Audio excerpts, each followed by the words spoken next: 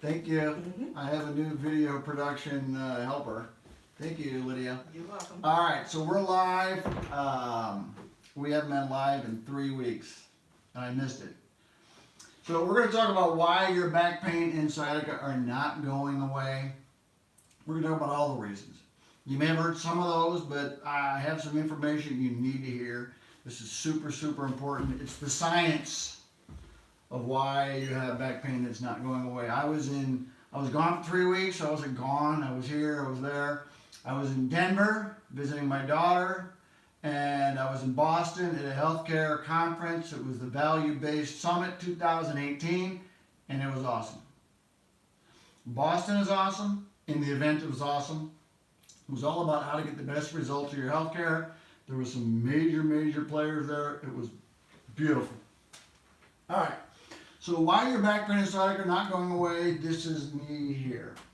We are the Illinois Back Institute. We treat back pain. This is the disclaimer.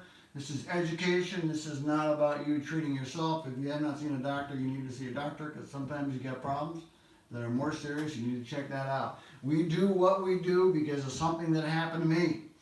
I jumped off a cliff and hurt my back, and I had back pain for years and years, and I got better. And we have a pathway out of your pain. We have the ability to get you out of pain. Even the worst back pain, we have the ability to get you out. Okay, my mission is to eliminate back pain from the planet. There are 3 reasons you have back pain that's not going away. These are all things that we have talked about in the past. Number 1, you can physically have direct pressure on the nerve from the disc or the bone. You've heard that. That's the herniated disc, the bulging disc, the degenerated disc, the stenosis, all causing back pain and sciatica. You can get a tear in the disc, in the annulus. You can get a tear in a ligament, a tendon, the joint capsule. You can get a breakdown of the disc.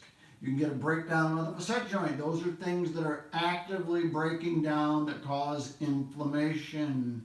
It hurts when you get those things. And the last one is you can have inflammation in the nerve. And inflammation in the nerve will cause inflammation in the spinal cord. And if you don't eliminate it very often, the problem is perpetuated. It keeps coming back, keeps coming back.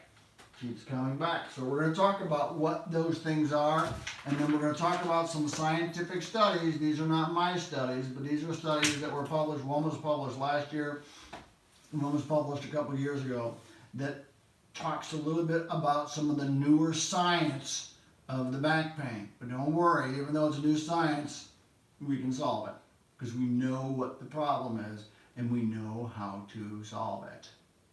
Which is also, these problems that we're going to talk about are also the reasons you can have surgery and not get better. And the funny thing is, they know it in the studies what that is, and the doctors who do the surgery don't check it. I don't know why. I don't know why. I have my suspicions, but I'm not going to talk about it because it's not really the point. So 24 vertebrae between the head and the hips. The vertebrae are the bones. In between each bone there is a disc. The disc allows for motion of the vertebrae. Inside the spine is the spinal cord.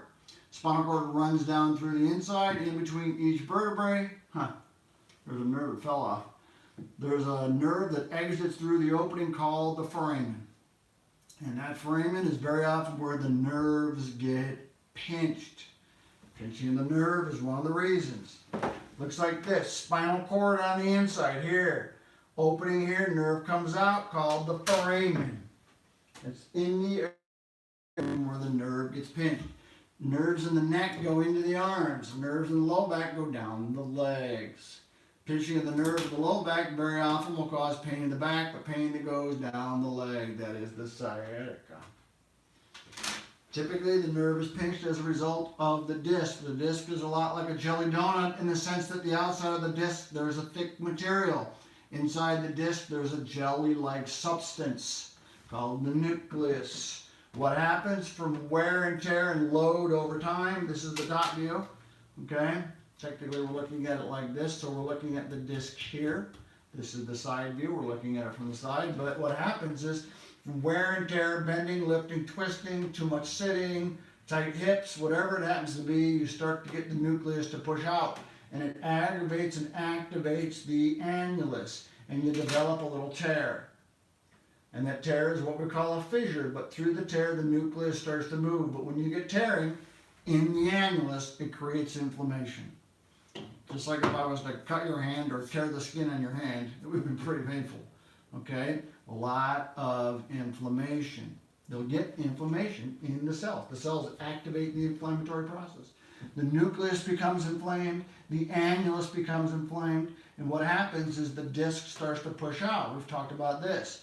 Tearing of the annulus, disc pushes out, first phase bulging disc, second phase is what we call the herniated disc or a prolapse, third phase is the extrusion. There's an inflammatory process that takes place. That inflammatory process creates pain. The nucleus, as it starts to pinch the nerve, causes pain because you have direct pressure. So you get the tearing of the annulus. Nucleus pushes out, tearing of the annulus causes inflammation. Nucleus pushes all the way through, and the nucleus, when it physically pinches or pushes on the spinal nerve, you will develop inflammation in the nerve. The nerve becomes inflamed. That's a problem, because now the nerve becomes what's called hypersensitive. So if a nerve can take a lot of direct pressure without much pain, when it's hypersensitive, it hurts a lot. With indirect, just very little pressure, will cause the nerve to get aggravated, hypersensitive. But also what happens is that nerve, when you develop inflammation in the nerve, science says you'll develop inflammation in the spinal cord. So once the process starts, it kind of perpetuates itself. Because then you do simple activities that then make it worse. I get phone calls all the time. I had a hernia just 2 years ago, and I get this pain in my leg that isn't going away. My back feels better, but my leg is not better.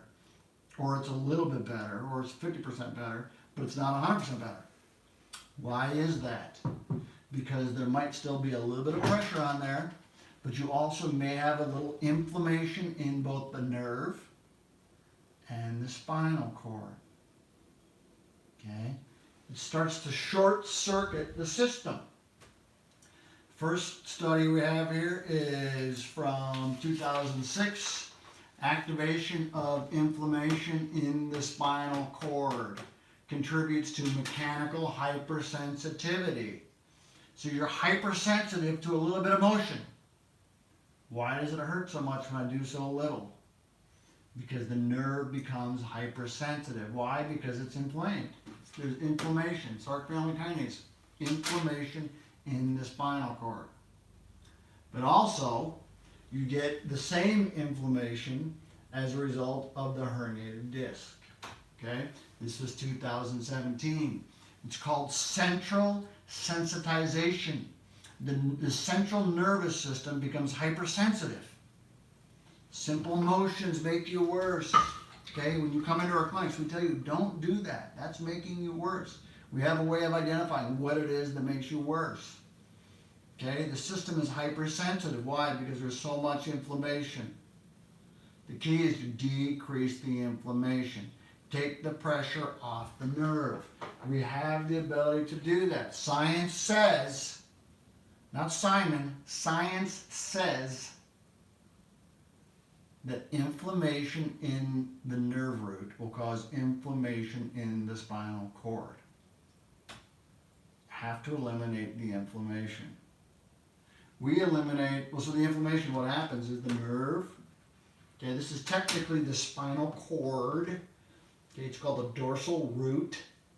The nerve gets aggravated, causes inflammation. Looks like this, aggravated nerve, inflammatory process inside the spinal canal, spinal cord.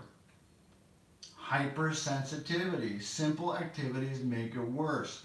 So you've got that nerve that's pinched as a result of the nucleus.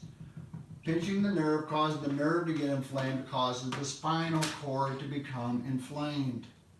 The key is to decrease the inflammation. How do you decrease it? Well, first of all, we have to stabilize your spine. decrease the disc size, take the pressure off the nerve, reactivate the muscles, okay? We have this ability. It slowly gets better over time, does not get better overnight. Slowly takes time, getting the disc to slowly move, okay?